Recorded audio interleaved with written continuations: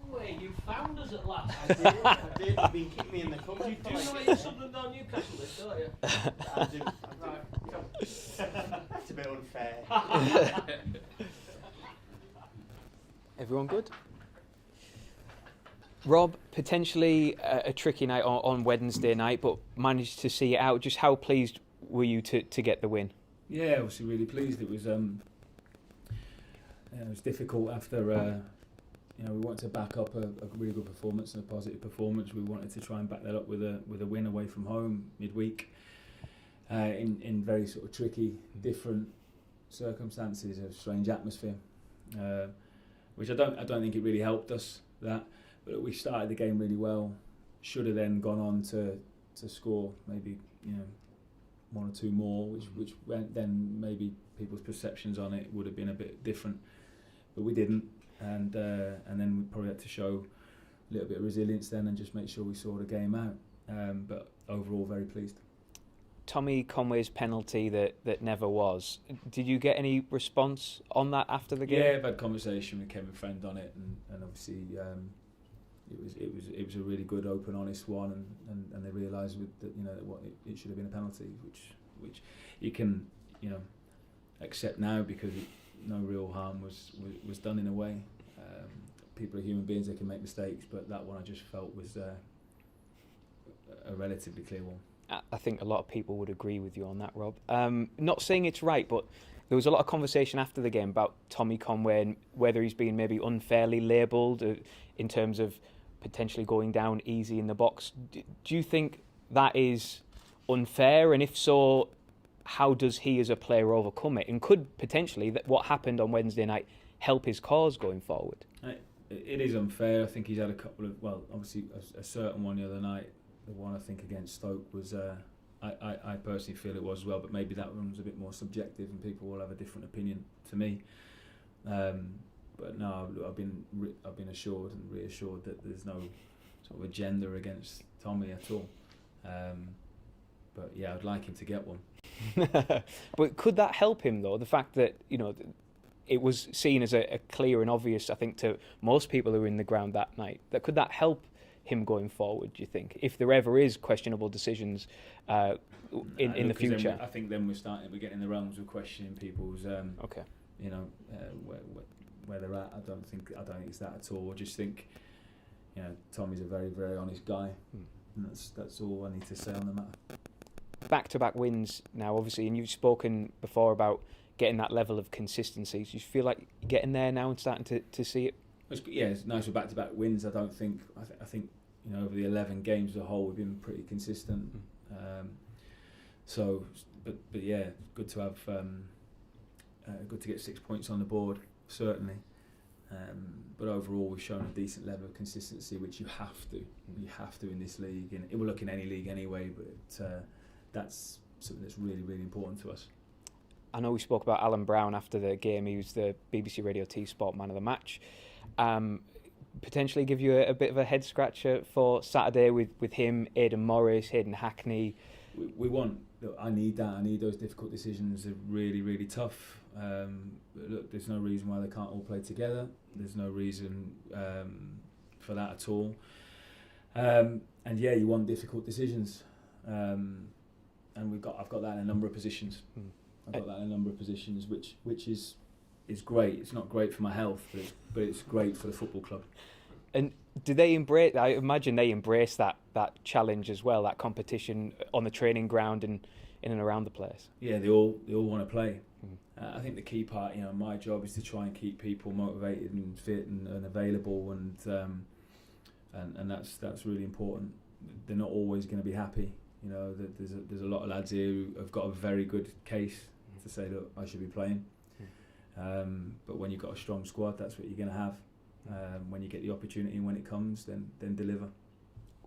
Just a word on David Strelec, who, when he arrived, there was a lot of excitement around his signing, and I think sometimes we often forget that, as we've spoken about before, players are human, and sometimes it takes people longer to settle than others.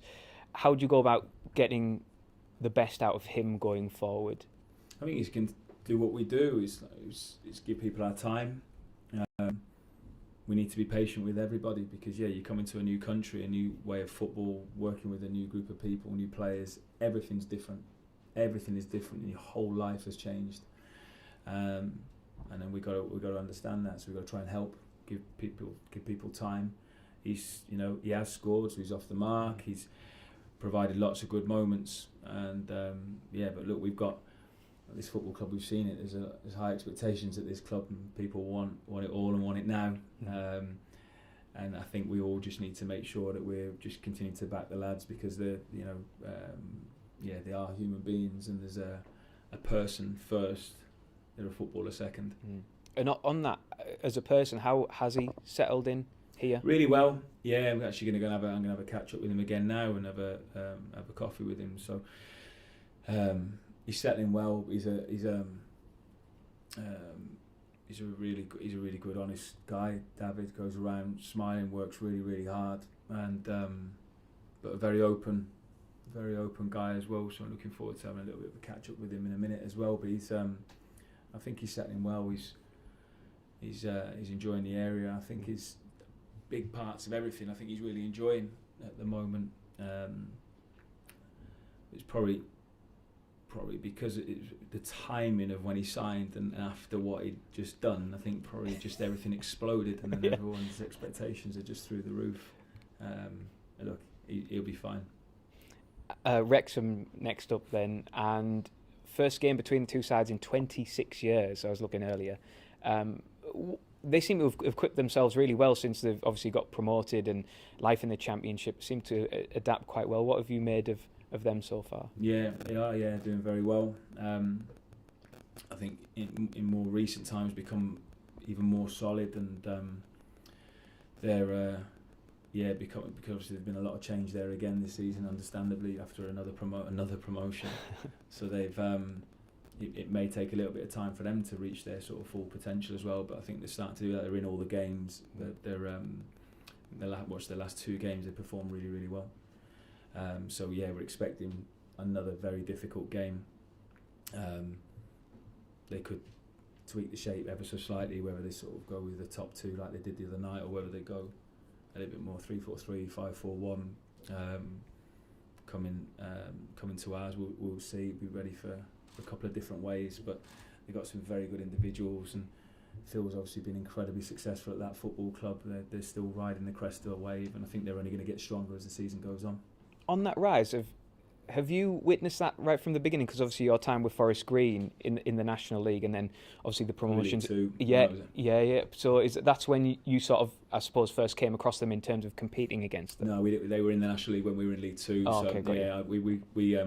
We got promoted out of League Two when they got promoted out of the National League. So I've not actually come up directly up against them, but obviously everyone's aware of their journey. And there's obviously other reasons why everyone's aware that the whole world's aware of their journey. I think there's a lot of mums are getting doled up tomorrow as well, coming to the game, hopefully looking to see Ryan or Rob, I think, as well. So there's another sort of another side of it as well. But they're global, aren't they? They're huge football club now, so the world knows about them, and it's a really good story. But on a serious note, on the football side, what Phil has done, I'm not sure anyone's actually done that. So it's incredible from him, from a managerial point of view, and it's pretty special what they've achieved there. Yeah, my wife all of a sudden wants to come to a Middlesbrough game tomorrow. I think my wife's coming tomorrow as well. Just finally, team news. How is everybody after Wednesday night? Everyone's okay. There's obviously one or two bumps and bruises, as I say. It's a typical Championship game. So the only thing we've got to really think about then is obviously the Wednesday to Saturday turnaround, and obviously looking at the opposition, what we think is the right way to go. Spot on. Thank you, Rob. Thank you. Appreciate it. Was that on camera? Were we allowed to film that? Just to check. Yeah. Okay. You touched upon in one of your early answers that you wish you'd scored more against Sheffield Wednesday. It's now been 10 games since you scored more than 2 goals. Is that slightly frustrating, especially given how stout you've been defensively? We'd love to, not concede any and score 5 every game, but there's only Coventry that can do that, I think. So I'll take the 3 points. And you touched upon Coventry. They're playing early in the day. It's a bit early in the season, but you two are the teams that are kind of pulling away from the pack. Is there a benefit to them playing earlier than you, or is that added pressure? Not thought about it at one bit. I didn't realise they were playing early. Just know what time we're kicking off. No, it's very early to be thinking about anything like that. No, just concentrate on us completely. And in terms of goal scoring, back to that, no one scored more than 2 goals in your team. Is the spreading of goals a good thing, or would you rather have someone kind of stand out from the crowd? No, look, we'd want both. We'd want to keep the spread, and then obviously a few people then to be pitching with more. That'll happen. That'll come if we continue to create chances like we have done in the last couple of games. Then that's not a concern. But look, in the end, the most important thing is the points, which we've been able to accrue a decent amount so far. And we continue to say this. We want to try and find a good balance between being very resilient and not giving anything away at one end, but then trying to create chances and take those chances well at the other. Scoring a goal is the hardest thing to do in football, and but no, I'm pretty sure if we keep doing the right things, then they will flow as well. Thanks a lot. Thank you. Hi Rob. You mentioned Wrexham there. Have you seen the programme? The fly on the wall. No, I've seen bits. I think of the early days ones, but then not recently. No, I just wonder, as a sort of fellow professional, you talked about the job that Phil had done. How would you feel if sort of Gibbo said to you, "I'm going to let the cameras in and film behind the scenes"? Would you welcome that? I don't know, it's completely hypothetical, isn't it? Really, that I don't know. I don't want to say the wrong thing in case the big man wants to do that. So I don't know. Just I know other managers kind of have had to do it, but kind of aren't I think best pleased about having to do it. But it's the modern world of football now. People want to see lots, don't they? Now it's 24/7 news, and everyone is sort of attached to their phone, so everyone's got access to something, and everyone always wants more. The way the game is going, people are getting more and more access, aren't they? So. We're probably not far away from some kind of Borough Fly on the Wall documentary or something. I don't know. And you talked about obviously the kind of the excitement about playing Wrexham. Have you had to say anything to the players about not getting distracted by the fixture, because they are kind of the fairy tale story that everyone seems to want a piece of? No, not at all. Not with that one. No, it's just just treated this like another game and given them complete respect like we do with everybody. I don't anticipate. I think, look, we'll have a big crowd there tomorrow. Being serious now, obviously we'll have a big crowd there because I think we're doing well, and Wrexham are bringing a lot of people as well. But not had to talk about the sort of the other side and why they get spoken about. I suppose a little bit more outside of football. I wonder as well, is this the type of game that when you're pushing at the top of the league, that you've got to be careful not to kind of not give them the respect that they deserve, because they've only won 3 times this season. Yeah, but they've been performing well, and it's so early on in the season still. Every game is very, very difficult, and as we said now, we Wednesday night, look at the problems sadly that Sheffield Wednesday are facing at the moment, but ended up being a really tight game score wise, and obviously towards the end it's then it was nervy because of the scoreline. So I'm not expecting anything other than a really tight game tomorrow, and the lads know that. Thank you. Rob, Wednesday night, obviously maybe a frustrating game for you. Maybe a game that in previous seasons we wouldn't have won. What does that say about sort of the grit and determination of this squad? Well, we did show a lot of grit and determination, which was great. I think it's hard to say, again, because we're talking hypothetically then of what may or may not happen in previous seasons, which I don't want to really get caught up in. I think the here and the now and the fact of the matter is that we got over the line and won the game, which was great.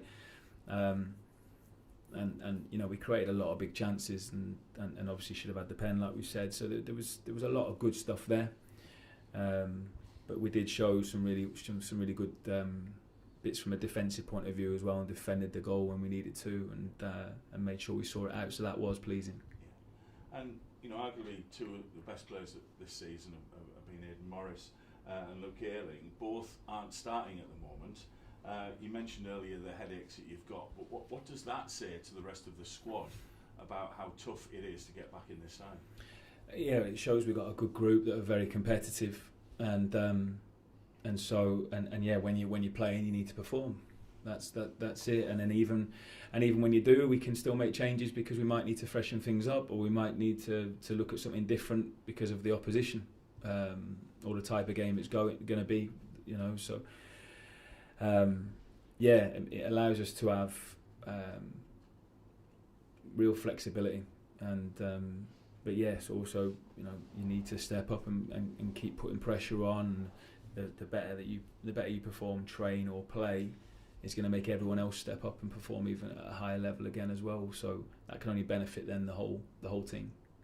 You said this week that you were more concerned probably about Wednesday night than you were about Friday night. How are you feeling about Saturday? Oh yeah, more concerned again now. I'll probably just continue the longer the season goes on. I'll just continue to get looking worse and worse. That's it. And obviously short turnaround Wednesday to Saturday. What's been your focus in these couple of days before the game? Recovery, obviously looking then at Wrexham and building the plan for that, and then trying to make sure we're fresh. That's going to be important. We've got the right energy and mentality going into this game. A week where you may potentially, we may get 9 points on the board here this week. When will you start to look at the table? Look, I could give you a real boring answer or a bit of a jokey one, but I'm obviously aware of where we're at, but it's not something that's important right now. The only thing is just getting the points. It doesn't really matter when I look at the table, does it? You lot can look at it whenever you want. You can look at it if you want. I'll let you. You haven't got to wait for me to look at it, and then you all can. The right thing for us is to concentrate on just the next match and doing the right thing. If we get carried away with anything, just because it's been a good 11 games, that. Of course, that matters, but we have to continue to just work on it and build on that. So, just now everything is about Saturday. Yeah, and just another word about the fans who were incredible the other night. It was a very difficult situation at Middlesbrough, but turned it into almost a home game at times. Just a word for the. Yeah, it's a huge thank you again, and they were amazing. It was a really strange atmosphere, but a huge thank you for them to make that journey, which I know is not a short one, and on a Wednesday evening. So great commitment from the supporters, and just a huge thank you. Obviously, we mentioned it earlier that this weekend we may get some Hollywood producers turning up at the Riverside. You with your Hollywood looks, are the club worried about you signing up to the next A-list blockbuster? Yeah, imagine that. Yeah, you never know. I haven't thought about it. Yeah, I'm trying. Maybe try and meet them. Play with that scene now. Sorry. Thanks, Rob. Have they confirmed that they are going to be attending tomorrow? Oh no, I don't want everyone getting excited now. I'm just joking. I have no idea. I don't know. Just on Phil, I just wondered. Obviously, he's been in the game a long time. I just wondered if you could share some insight. Do you have any relationship with him? Do you know him? We've spoken, met a few times, spoken quite a few times about players and things like that, but no, not really about football or anything. We're all busy and we crack on. But I've spoken to him in a few transfer windows. And you mentioned earlier, it's maybe actually gone under the radar a little bit, despite all the cameras and everything that's been on it. The actual job he has done in getting them up. How hard is it for managers? You had your own fairy tale at Luton. How hard is it when you sort of go beyond expectations? Don't take that disrespectfully, but achieve something and then. Well, I think I don't know what I can't. I mean, their expectations they're probably hitting their expectations at the moment, and then who knows then this season and beyond. I'm sure they've got huge expectations going forward. But I can only talk about the job that I think he's done, and there's not many more successful managers in the country in any league. I don't think is there at the moment. In over these last few years, there's just not. It's a fact. The job he's done has been brilliant, and he's continuing to do well. Thank you. Just off the back of that, then, I think Wrexham and Birmingham obviously made a lot of noise last season, and there was a lot of high expectations. And it's very early. Who knows where they'll finish? But from your experience, what's that gap between League One and Championship like? Because everyone talks about the Championship Premier League gap, but what's that gap like? Yeah, it's hard. I did League Two, and then we went Championship, and then Premier League. So League One's the one I haven't done yet. Missed out on, yeah. So from personal experience, it's difficult to say. Obviously, I've watched a lot of League One games, and it'll be really like the difference between a lot of them is the physicality becomes and physicality is speed, and obviously there'll be more quality. That's all. But they've added to both of those departments this year, Wrexham. So they'll and like they are competing very well. We talked about Tommy Conway before. He obviously, there's been spells this season when he's played slightly wider. He's been playing more centrally in the last few games, and while he might not have scored, an awful lot of what you've done has been going through him and his movement and his creative space and all that. Just talk a little bit about him kind of as a 9 and what he gives you, even if he's not scoring every game. The game now is, it's not just about numbers, and I know lots of numbers get sort of produced on everyone now, and especially goal scorers. People will be looking at goals and assists and everything else, but TC gives us so much more than that, which I know that's what you're alluding to, and his all-round play, his work rates, commitment, his energy is incredible.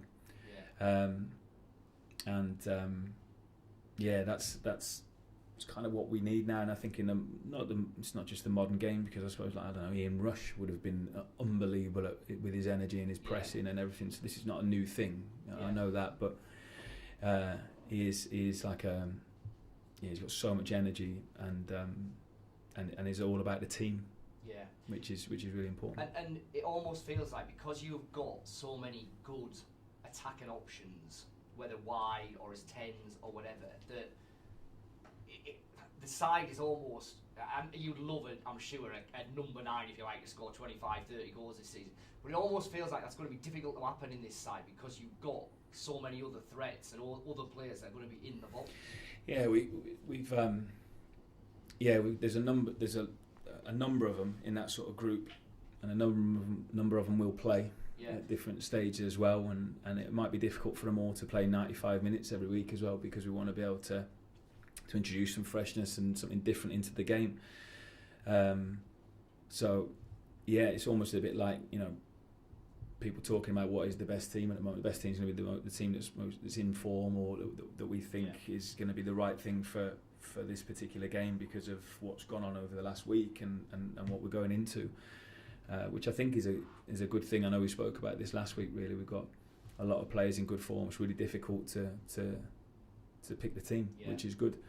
And sometimes I won't get it right. And I just wanted to ask one on Riley, because we've seen him over the course of his Borough career play pretty much everywhere, really. Wing, midfield, centre mid, left mid, wing back, I think. I mean, where do you kind of see his main strengths? And I mean, clearly at the minute it's going to be tough for him to get back into this team, but he's clearly going to want to. Riles will find a way. You just have to be patient, like a few of the other boys have had to be, especially once you've been out for a little while and there's people in good form, and he'll understand that. But like everyone, he'll want to play. So the great thing about him is, like you said, there is flexibility there. It could be a wide one rolling inside. He could play as a 10, or he could play in those midfield roles as well. I like him connecting the game, so I do like him in those tighter areas, sort of rolling inside those half spaces and being able to link and get those combinations going and playing people through. He's obviously got a goal in him as well. So we see him fitting in any number of positions, to be honest, and I think that's the beauty about Riley McGree. The great thing is now we've had him consistently out there for a few weeks on the training pitch. He's obviously been in a couple of matchday squads, which is brilliant. Not being able to quite give him the minutes yet, but he's there. Are you a manager that would look at a senior player like that and think a run out for the under-21s might not be the worst thing for him, or are you like, are there certain players that you think, well, actually they're No. We'll do what we think is the right thing for any individual. So if someone's 32 and he needs to have, but he's played 600 games, he doesn't, that's no problem. But but that needs to be a conversation with everyone as well. I don't think Riles, I think the way he's trained, I don't think he needs those games. I think he can come straight in for us. But if we feel then it's the right thing, if he hasn't got minutes, a little bit further down the line, and we can chat about that. But I don't think he needs to. Spoken there about the quick turnaround between the games and the importance of the recuperation after Wednesday night. I noticed yesterday the boys been somewhere offside, somewhere different. Yeah, they went to David Lloyd yesterday to go and recover there. Yeah. Yeah, is that something that happens regularly, or was that something different? No, a little bit different. Should be offside. They went and did the recovery, then came back for lunch and a meeting here. So it was good to have them all together, but just doing something slightly different. Yeah, was it a deliberate thing in terms of just a change of scenery or something, or was it just that worked for whatever reason? Or? Well, it was obviously deliberate. We didn't just use the power of our mind, or everyone just meet there somehow. They all just got the memo. No, but it was a deliberate thing. We felt that the right thing was for them to just. We didn't want to do, because of the turnaround in time. They'd have been on their feet on the grass quite a few days in a row as well. So we just thought, look, even the lads that haven't played as many minutes can get the work in, then they can all sort of recover together and do the same thing, but be together as well. We didn't really want to sort of split the group, and just sometimes not, hearing our voices all the time or all day, and just being somewhere a little bit different can freshen things up a little bit as well. So we felt it was the right thing after getting back late. A couple of good results, getting back late, just give them something different in the morning. We felt was the right thing. You mentioned talking to David after this and going and chatting one-on-one. It's not the first time you mentioned you do that with players. Obviously, there's all the training and everything that goes in the day-to-day to prepare for games. How important is it to you to have those kind of one-to-one chats with players often and get those? Yeah, we try to, and the lads know that the door's always open as well if they want to come and speak. It's not just me; it would be any of the staff. But it is important. It is important, especially I think with the lads that have that are fairly new to the group and new to the area. I think that side of it is really key. Yeah, I mean, is it important to you to kind of almost get to know them on a human level as well, not just you've spoken about like the human and the play and the human first. Is it important for you to kind of get to know them in that? Yeah, it is. It's not the be all and end all. And some lads, they're all different. So some just won't want any sort of conversation. They just go, no, it's my job and I'll get on with it, and that's fine. And some people might want a little bit more. Yeah, again, I think especially with the lads that are new to it and new to the country, I think it's important that we all just show that we're taking an interest in them and just checking in all the time. That's important. We've spoken a lot about Stoll recently and how well he's done, how well he bounced back after Portsmouth and things like that. I mean, we've spoken a lot about his character as well, and how you've mentioned how laid back he is and how well he's taken everything in his stride. So it doesn't necessarily sound like he needs this, but how important do you think having someone like John McLaughlin supporting him this season, someone with so much experience in the game, how important do you think he's been? I think it's been a really good balance. John's been fantastic around the place since he's signed, on and off the pitch. But someone that's been around it, played in a lot of big games and been around, a lot of good environments. I think it's really good to have someone of his level and experience around Sol. It's almost like having another. He's obviously playing and performing really well in training. He's a really good goalkeeper in his own right, but it's almost like having another coach out there as well at the moment, because he's so knowledgeable. I think he's been really, really good for Sol. Yeah, obviously the nature of when he joined at the end of the window, we then had the international breaks. We didn't actually ever ask about John McLaughlin. Just asked how that kind of came about, and I think the club statement had said he'd been training actually a couple of weeks before he'd. Yeah, we had him in training. He's fairly local, John, and there was always with that potential of something happening. He came in and impressed, did really well, and we thought it was the right thing. Yeah. Looking at Morgan Whittaker, the 2 goals in 2 games, you talk about flexibility and everything, versatility, and it must add an extra dimension to the attack, somebody who can come in from the flank and finish. Yeah, I mean, I know a lot have been will be, and rightly so, will be talked about with Morgs. Nice, he's got a couple of goals now and a couple of winners. It's brilliant that he's affecting the games in a really positive way. Yeah, wherever we sort of put him on the pitch, you'd like to think he's arrived in those areas anyway, whatever side he was on, or if he was a little bit more through the middle. But that's what he's always done, and it was a really well taken goal on Wednesday night. And you talking about the squad, the forwards, the different possibilities you've got. In the past, we used to have like super subs that used to come on and really affect the game in the last 20 minutes. But now there's a kind of pressure on and an expectation that a player's going to come on and immediately get into the pace of the game. How would you prepare a player to be able to do that? Yeah, it's difficult for lads that. We keep talking about the importance of being mentally tuned in and being ready to affect the game. Because that, when it's your time, whenever that could be, Sammy was maybe after 2 minutes in one of the games and was brilliant. So it doesn't have to be with 20 minutes to go, it could be any time now.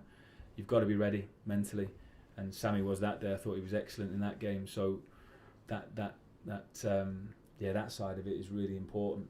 And yeah, they're going to be getting judged, and there's an expectation there again as soon as they come on.